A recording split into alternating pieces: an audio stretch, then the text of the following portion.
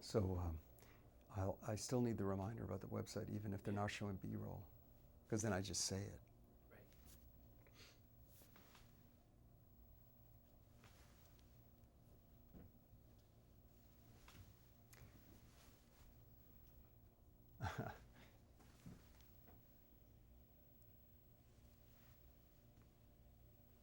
Hi, Candace.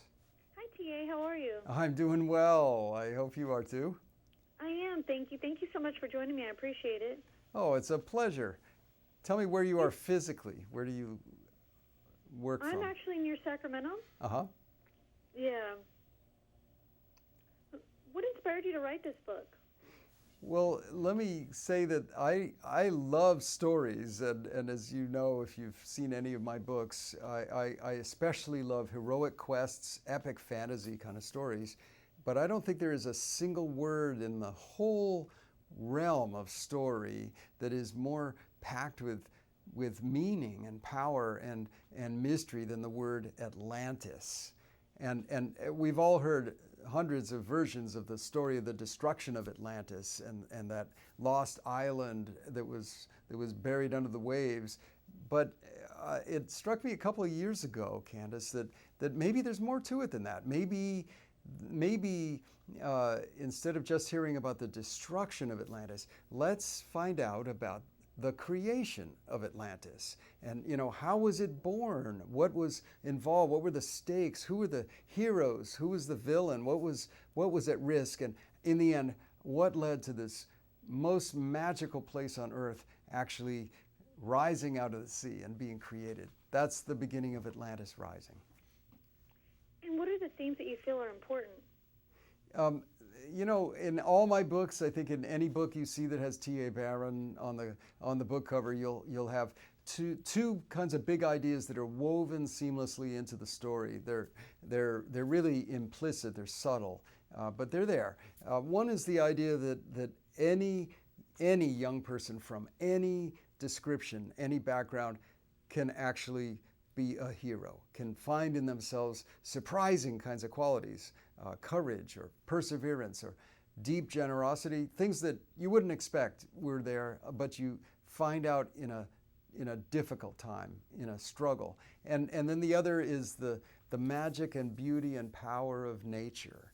Where I live in Colorado, nature is really close at hand, and I take great strength and inspiration from it, and so that's woven into the books too. And why is it so important to promote more reading in children?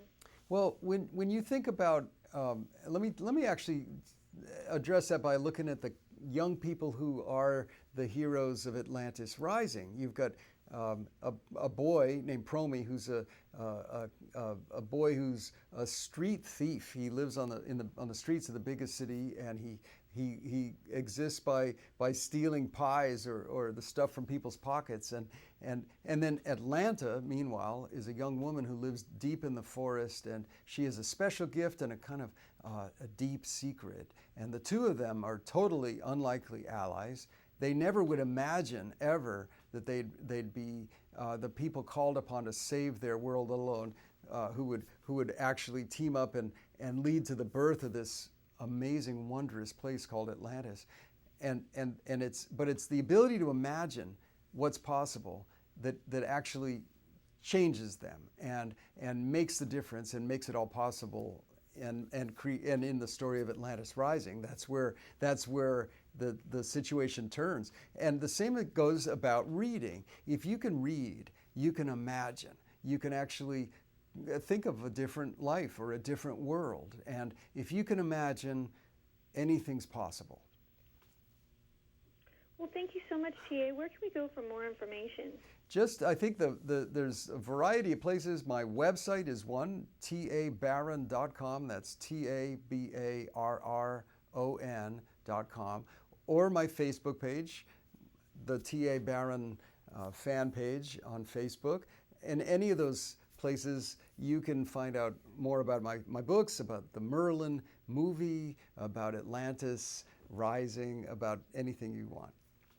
Well, thank you so much. We appreciate it. Have a great afternoon. Thanks so much. My pleasure. Thank you. Bye-bye.